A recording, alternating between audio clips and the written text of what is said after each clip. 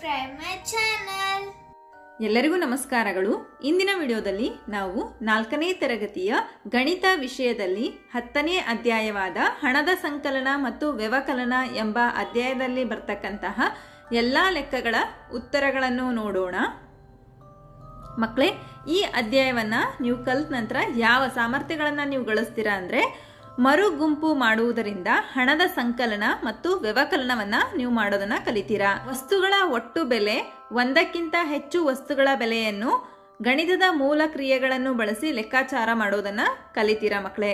ಅಷ್ಟೇ ಅಲ್ಲದೆ ದರಪಟ್ಟಿ ಹಾಗೂ ಬಿಲ್ಗಳನ್ನು ಸಹ ನೀವು ವಿವರಿಸೋದನ್ನ ಕಲಿತೀರಾ. ಹಿಂದಿನ ತರಗತಿಯಲ್ಲಿ ರೂಪಾಯಿಯನ್ನು ಪೈಸೆಗೆ, ಪೈಸೆಯನ್ನು ರೂಪಾಯಿಗೆ ಪರಿವರ್ತಿಸುವುದು, ಹಣದ ಸಂಕಲನ ಮತ್ತು ವ್ಯವಕಲನವನ್ನ ಮಾಡೋದನ್ನ ನೀವು ಕಲ್ತಿದ್ದೀರಾ ಅಲ್ವಾ? ಅವುಗಳನ್ನ ನಾವು ಸ್ಮರಿಸ್ಕೊಳ್ತಾ ಹೋಗೋಣ ಮಕ್ಕಳೇ. ನೋಡಿ, 1 ರೂಪಾಯಿಗೆ ಎಷ್ಟು ಪೈಸೆಗಳು ಮಕ್ಕಳೇ? 1 ರೂಪಾಯಿಗೆ 100 ಪೈಸೆ.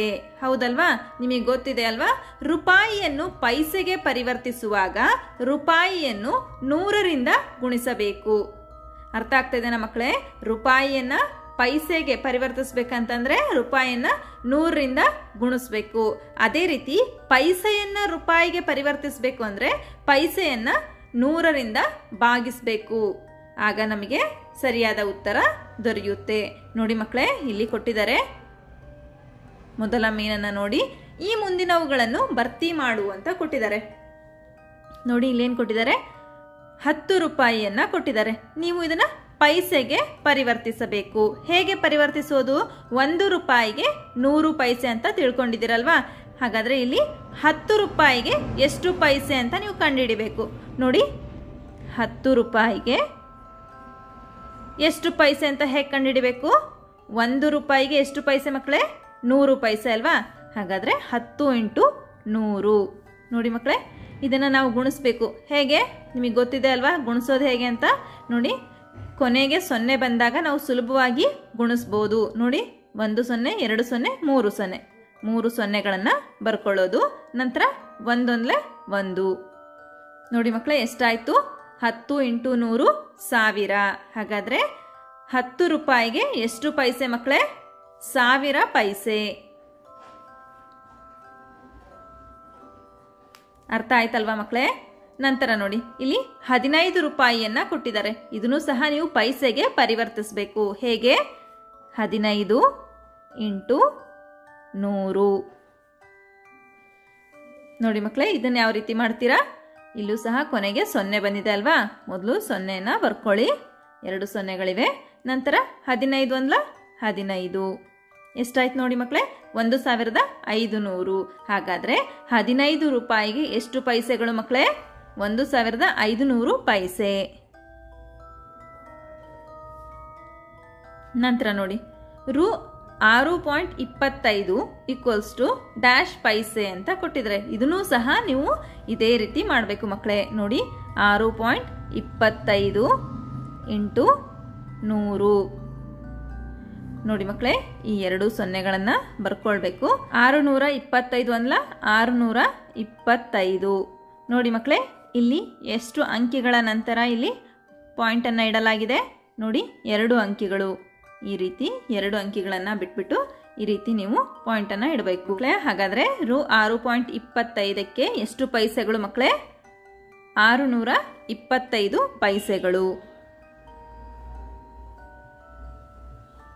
ನಂತರ 500 ಪೈಸೆ = ಡ್ಯಾಶ್ ರೂಪಾಯಿ ಅಂತ ಕೊಟ್ಟಿದ್ದಾರೆ ಮಕ್ಕಳೇ. ನೋಡಿ, ನಾನು ಹೇಳಿದ್ನಲ್ವಾ, ರೂಪಾಯಿಯನ್ನ ಪೈಸೆಗೆ ಪರಿವರ್ತಿಸುವಾಗ ರೂಪಾಯಿಯನ್ನ 100ರಿಂದ ಗುಣಿಸ್ಬೇಕು. ಅದೇ ರೀತಿಯಲ್ಲಿ ಪೈಸೆಯನ್ನ ರೂಪಾಯಿಗೆ ಪರಿವರ್ತಿಸುವಾಗ ಪೈಸೆಯನ್ನ 100ರಿಂದ ಭಾಗಿಸಬೇಕು. ಹೌದಲ್ವಾ? ಇಲ್ಲಿ ಪೈಸೆಯನ್ನ ಕೊಟ್ಟಿದ್ದಾರೆ, ನಾವು ರೂಪಾಯಿಯಲ್ಲಿ ಕಂಡುಹಿಡಿಬೇಕಲ್ವಾ? 500 ಪೈಸೆ ಇದೆ ಮಕ್ಕಳೇ. 500 / 100.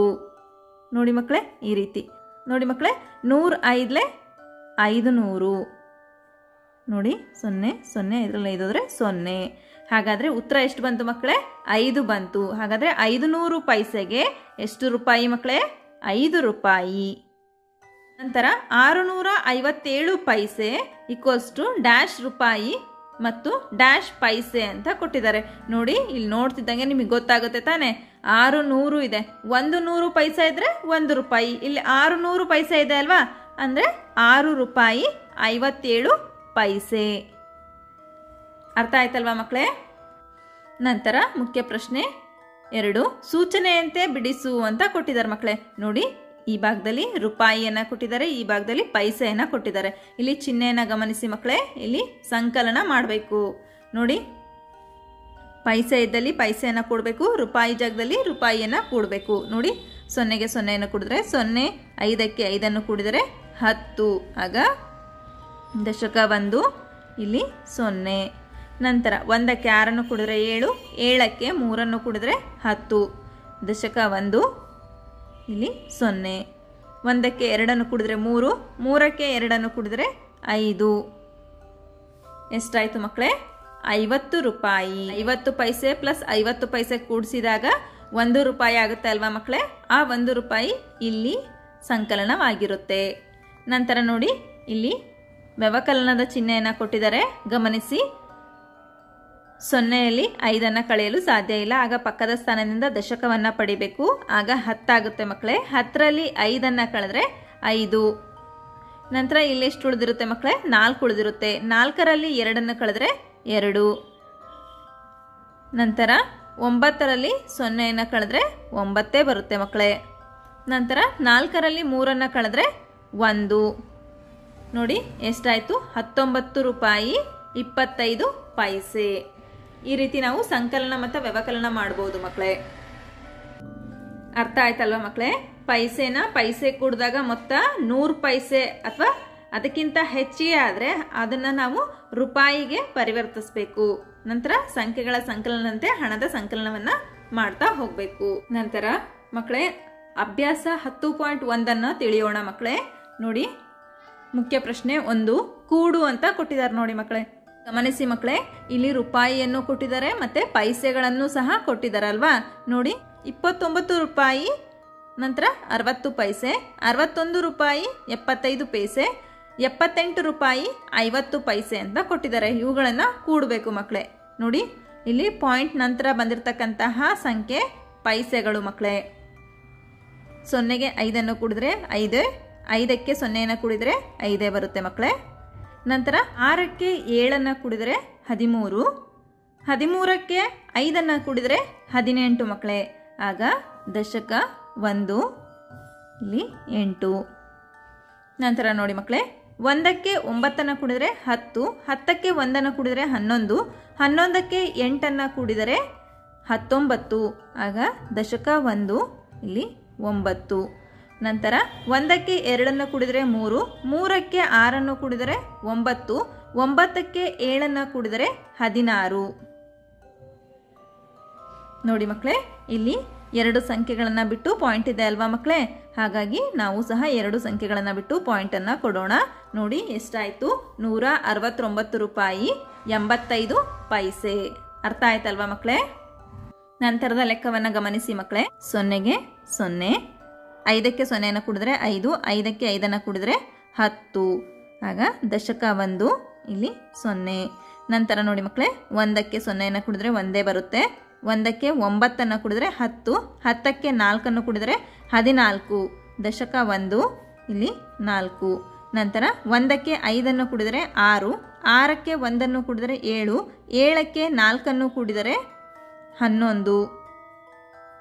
ನೋಡಿ ಮಕ್ಕಳೇ, ಇಲ್ಲಿ 2 ಸಂಖ್ಯೆಗಳನ್ನು ಬಿಟ್ಟು ಪಾಯಿಂಟನ್ನು ಕೊಡಲಾಗಿದೆ. ಹಾಗಾಗಿ 2 ಸಂಖ್ಯೆಗಳನ್ನು ಬಿಟ್ಟು ಪಾಯಿಂಟನ್ನು ಕೊಡೋಣ.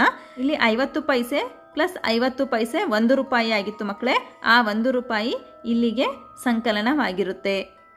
ಹಾಗಾದರೆ ಉತ್ತರ ಎಷ್ಟು ಮಕ್ಕಳೇ? 114 ರೂಪಾಯಿ. ಅರ್ಥ ಆಯ್ತಲ್ವಾ ಮಕ್ಕಳೇ?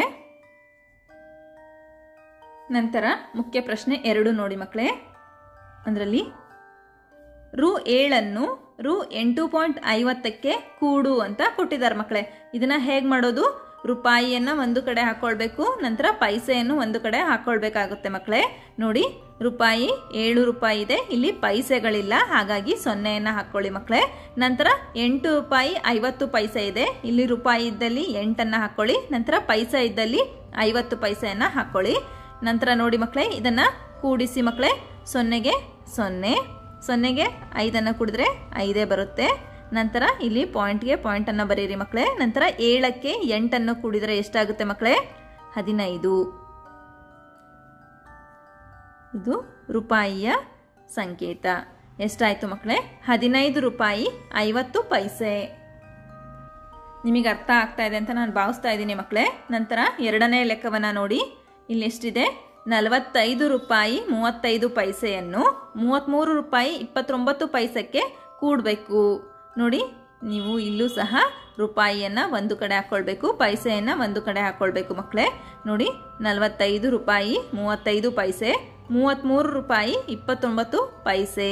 ಇದನ್ನು ಕೂಡಿ ಮಕ್ಕಳೇ. 5ಕ್ಕೆ 9 ಕೂಡಿದರೆ ಎಷ್ಟಾಗುತ್ತೆ ಮಕ್ಕಳೇ? 14. ದಶಕ 1 ಇಲ್ಲಿ 4.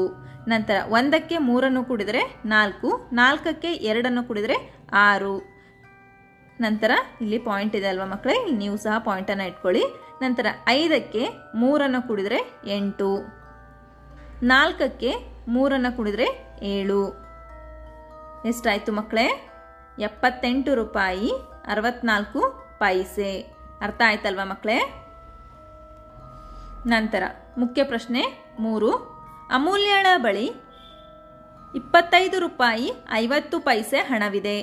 ಇವಳ ಚಿಕ್ಕಮ್ಮ 50 ರೂಪಾಯಿ ಹಣ ನೀಡಿದರೆ ಅಮೂಲ್ಯಳ ಬಳಿ ಇರುವ ಒಟ್ಟು ಹಣ ಎಷ್ಟು ಅಂತ ಕೇಳಿದಾರೆ ಮಕ್ಕಳೇ. ನೋಡಿ, ಅಮೂಲ್ಯಳ ಬಳಿ ಇರುವ ಹಣ ಎಷ್ಟು ಮಕ್ಕಳೇ? 25 ರೂಪಾಯಿ 50 ಪೈಸೆ ಇದೆ ಅಲ್ವಾ? ಅಮೂಲ್ಯಳ ಚಿಕ್ಕಮ್ಮ ನೀಡಿದ ಹಣ ಎಷ್ಟು ಮಕ್ಕಳೇ? ರೂ 50. ಹೌದಲ್ವಾ?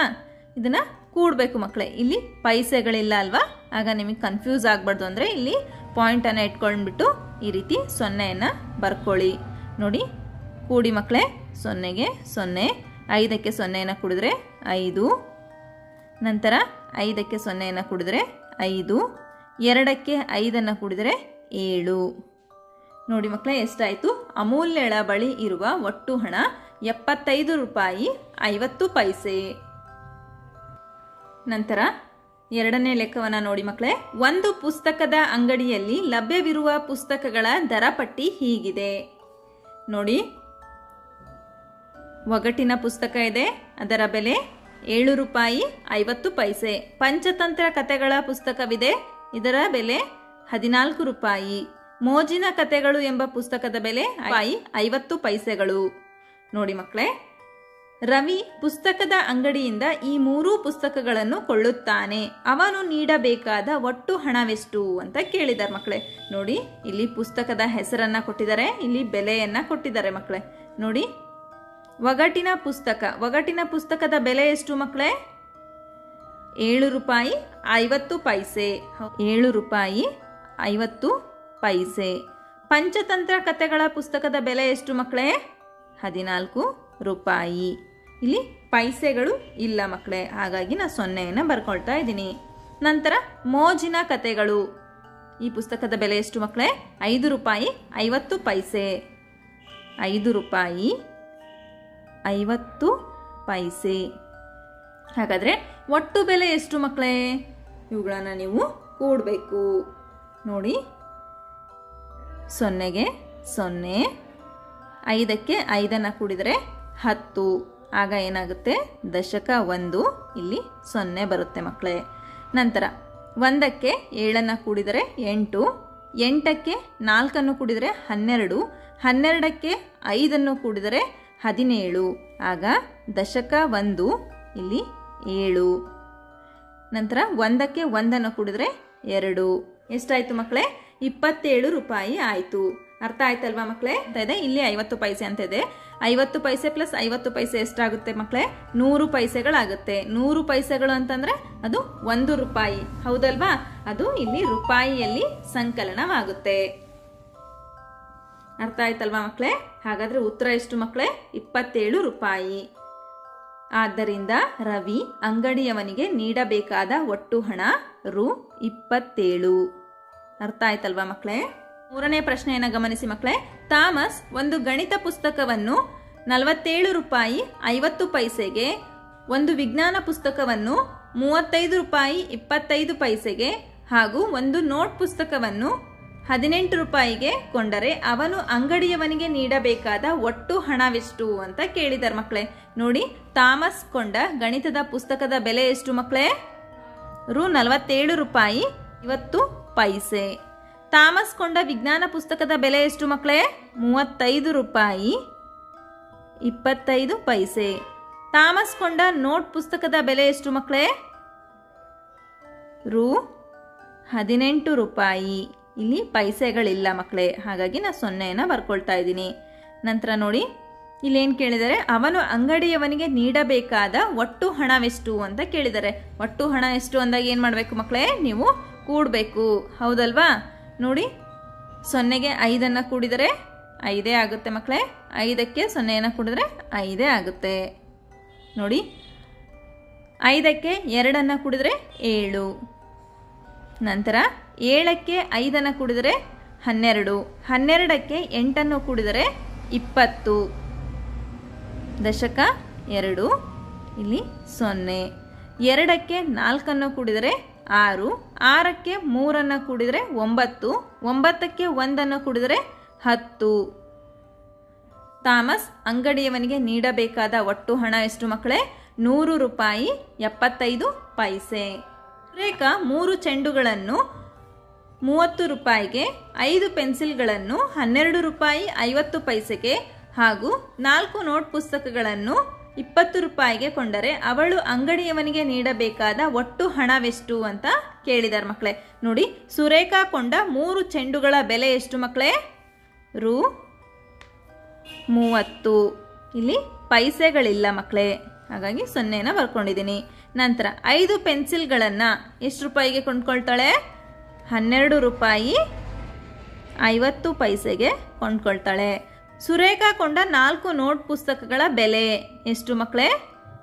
ರು 20. ಇಲ್ಲೂ ಸಹ ಪೈಸೆಗಳಿಲ್ಲ, ಹಾಗಾಗಿ 0 ಬರ್ಕೊಳ್ತೀನಿ ಮಕ್ಕಳೇ. 3 ಸಂಖ್ಯೆಗಳನ್ನು ಕೂಡಿ ಮಕ್ಕಳೇ. ನೋಡಿ, 0, ಇಲ್ಲಿ 5, ಇಲ್ಲಿ 2, ಇಲ್ಲಿ 3ಕ್ಕೆ 1 ಕೂಡಿದ್ರೆ 4, 4ಕ್ಕೆ 2 ಕೂಡಿದ್ರೆ 6. ಅವಳು ಅಂಗಡಿಯವನಿಗೆ ನೀಡಬೇಕಾದ ಒಟ್ಟು ಹಣವೆಷ್ಟು ಮಕ್ಕಳೇ? 62 ರೂಪಾಯಿ 50 ಪೈಸೆ. ಅರ್ಥ ಆಯ್ತಲ್ವಾ ಮಕ್ಕಳೇ? ನಂತರ ನೋಡಿ, ಇಲ್ಲೊಂದು ಚಟುವಟಿಕೆ ಕೊಟ್ಟಿದ್ದಾರೆ. ದಿನಪತ್ರಿಕೆಯಲ್ಲಿನ ಜಾಹೀರಾತನ್ನು ಗಮನಿಸು. ಅದರಲ್ಲಿನ ಯಾವುದಾದರೂ 4 ವಸ್ತುಗಳ ಬೆಲೆ ಬರೆದುಕೊಂಡು ಅವುಗಳನ್ನು ಖರೀದಿಸಲು ಬೇಕಾದ ಒಟ್ಟು ಹಣ ಕಂಡುಹಿಡಿ ಅಂತ ಕೊಟ್ಟಿದ್ದಾರೆ ಮಕ್ಕಳೇ. 1 kg ಹೆಸರು ಕಾಳಿನ ಬೆಲೆ ಎಷ್ಟಿದೆ? 72 ರೂಪಾಯಿ ಇದೆ ಮಕ್ಕಳೇ. 1 kg ಟೀ ಪೌಡರ್ನ ಬೆಲೆ 265 ರೂಪಾಯಿ 50 ಪೈಸೆ ಇದೆ ಮಕ್ಕಳೇ. 1 kg ಅಡುಗೆ ಎಣ್ಣೆಯ ಬೆಲೆ 122 ರೂಪಾಯಿ ಇದೆ ಮಕ್ಕಳೇ. 1 kg ಉಪ್ಪಿನ ಬೆಲೆ 28 ರೂಪಾಯಿ 50 ಪೈಸೆ ಇದೆ ಮಕ್ಕಳೇ. ಇದೇ ರೀತಿ ಪೈಸೆಗಳನ್ನು ಒಂದು ಭಾಗದಲ್ಲಿ, ನಂತರ ರೂಪಾಯಿಗಳನ್ನು ಒಂದು ಭಾಗದಲ್ಲಿ ಬರ್ಕೊಳ್ಬೇಕು. ನೋಡಿ, ಸ್ಥಾನ ಬೆಲೆಗೆ ಅನುಗುಣವಾಗಿ ನೀವು ಸಹ ಅಂಕಿಗಳನ್ನು ಹಾಕ್ಕೊಳ್ಳಿ. ಇವುಗಳನ್ನು ಕೂಡಿ ಮಕ್ಕಳೇ. 0, 5ಕ್ಕೆ 5 ಕೂಡಿದ್ರೆ 10, ದಶಕ 1, ಇಲ್ಲಿ 0. ನಂತರ 1ಕ್ಕೆ 2 ಕೂಡಿದ್ರೆ 3, 3ಕ್ಕೆ 5 ಕೂಡಿದ್ರೆ 8, 8ಕ್ಕೆ 2 ಕೂಡಿದ್ರೆ 10, 10ಕ್ಕೆ 8 ಕೂಡಿದ್ರೆ 18. ಆಗ ದಶಕ 1, ಇಲ್ಲಿ 8. ನಂತರ 1ಕ್ಕೆ 7 ಕೂಡಿದ್ರೆ 8, 8ಕ್ಕೆ 6 ಕೂಡಿದರೆ 14, 14ಕ್ಕೆ 2 ಕೂಡಿದರೆ 16, 16ಕ್ಕೆ 2 ಕೂಡಿದರೆ 18. ದಶಕ 1, ಇಲ್ಲಿ 8. 1ಕ್ಕೆ 2 ಕೂಡಿದರೆ 3, 3ಕ್ಕೆ 1 ಕೂಡಿದರೆ 4. ಈ ಎಲ್ಲ ಸಾಮಗ್ರಿಗಳನ್ನು ಖರೀದಿಸೋದಕ್ಕೆ ಎಷ್ಟು ಹಣ ಬೇಕು? 488 ರೂಪಾಯಿ ಹಣ ಬೇಕು. ಹಾಗಾದರೆ ಮಕ್ಕಳೇ, ಅಭ್ಯಾಸ 10.1ರಲ್ಲಿ ಬರ್ತಕ್ಕಂತಹ ಎಲ್ಲ ಲೆಕ್ಕಗಳು ನಿಮಗೆ ಅರ್ಥ ಆಗಿದೆ ಅಂತ ನಾನು ಭಾವಿಸ್ತಾ ಇದ್ದೀನಿ. ಧನ್ಯವಾದಗಳು. ನಮ್ಮ ವಿಡಿಯೋ ಇಷ್ಟವಾದಲ್ಲಿ ಪ್ಲೀಸ್ ಸಬ್ಸ್ಕ್ರೈಬ್ ಮಾಡಿ, ಲೈಕ್ ಮಾಡಿ, ಶೇರ್ ಮಾಡಿ, ಪ್ರೋತ್ಸಾಹಿಸಿ.